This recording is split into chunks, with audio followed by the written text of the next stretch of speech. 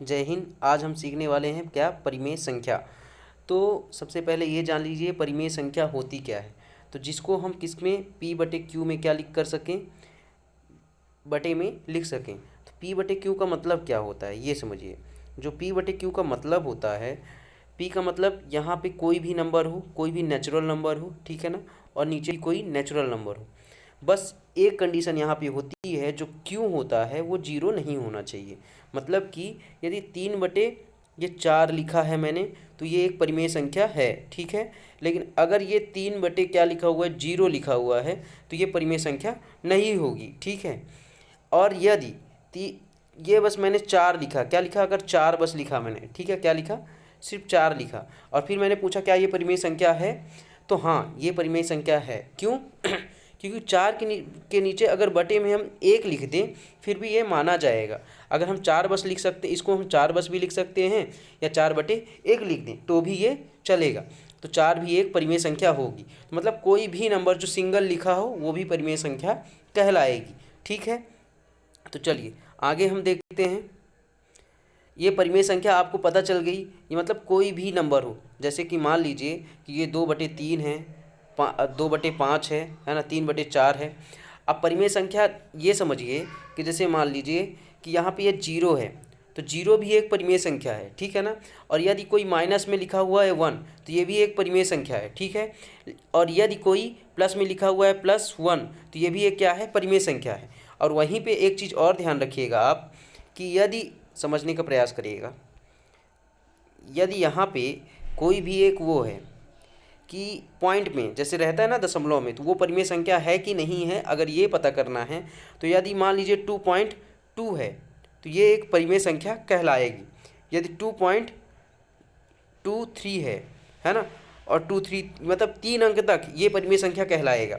और उसके आगे अगर आपको मैं ये बताऊं कि ये इसके आगे क्या होगा, अगर मैं आपको ये बताना चाहूँ कि इसके आगे क्या होगा, तो आप ये बताएंगे कि यदि 2.23246 मतलब कि कोई भी कंपैरिजन ना हो, अलग अलग नंबर आते जाएं, तो वो फिर परिमेय संख्या ना होके अपरिमेय संख्या होगा। लेकिन यदि 2.23 समझिएगा, 232323232 मतलब कि देखिए ये क्या हो रहा है, बार बार आ रहा है। मतलब कि इसको हम क्या लिख सकते हैं, देखिएगा, इसको हम क्या लिख सकते हैं, इसको हम लिख सकते हैं 2.232 का ये बार का मतलब वही जो पुनरावृत्त हो।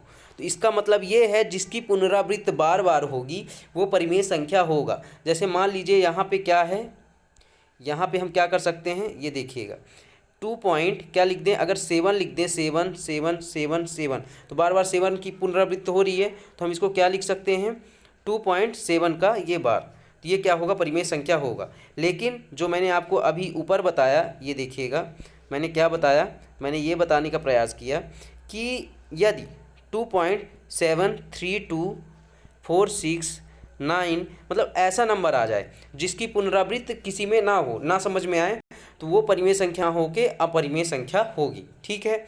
अब नीचे हम और देखते हैं। चलिए अभी हम ये देखेंगे कि कौन कौन सा चीज़ परिमेय संख्या होता है। तो अभी मैंने आपको बताया कि जो जीरो होता है वो एक परिमेय संख्या होता है, और ये कई एग्जामों में आ भी चुका है, ठीक है। तो इसको ध्यान में रखिएगा। अगला हम देखते हैं क्या इसके अलावा। अब बात आती है किसकी, ये ध्यान रखिए। जैसे एक परिमेय संख्या नहीं है, कौन, 4/0। क्यों? एक परिमेय संख्या का हर शून्य नहीं हो सकता। ये वाली लाइन मैंने अभी आपको बता ही दी है कि जैसे अगर 4/0 है तो जीरो नहीं आ सकता। मैंने पहले ही बताया कि जो नीचे हम इसको क्यों से लिखते, Q is not equal to 0 होगा। मतलब 4 जो है वो जीरो, मतलब इसके बटे में जीरो नहीं हो सकता। यदि सिंगल 4 बस है तो इसका मतलब अब ये भी होता है कि 4/1 है, तो ये क्या हो सकता है, एक वाला जो है, एक वाला, तो ये क्या हो सकता है, परिमेय संख्या हो सकता है। तो परिमेय संख्या और अपरिमेय संख्या दोनों में मैंने अंतर बताया है। एक बार पुनः आप देख लीजिए कि इसको कैसे करना है।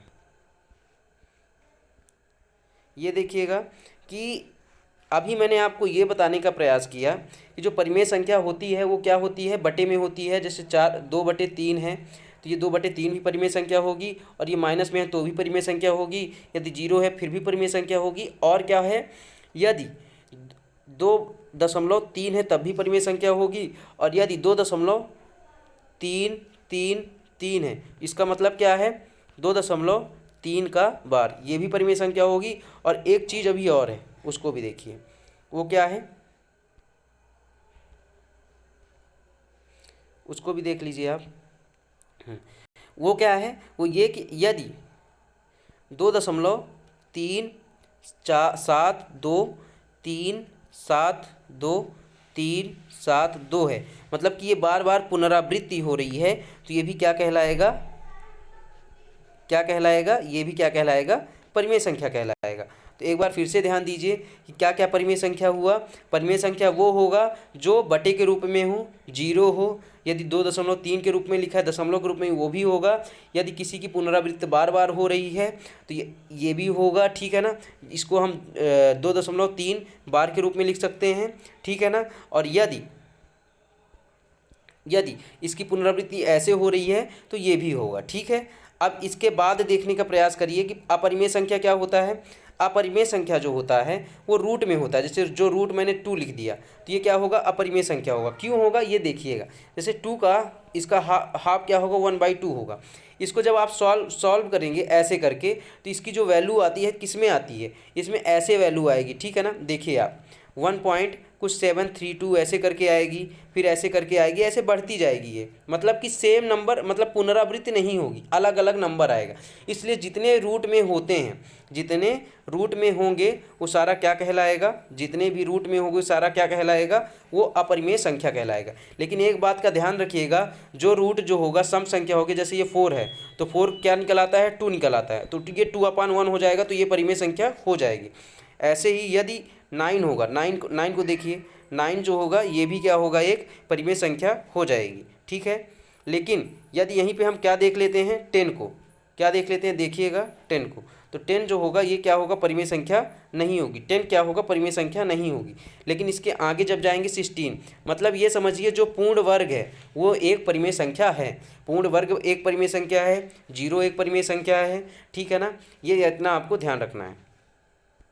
चलिए ठीक है, ये हो गया आपका परिमेय संख्या और अपरिमेय संख्या। धन्यवाद।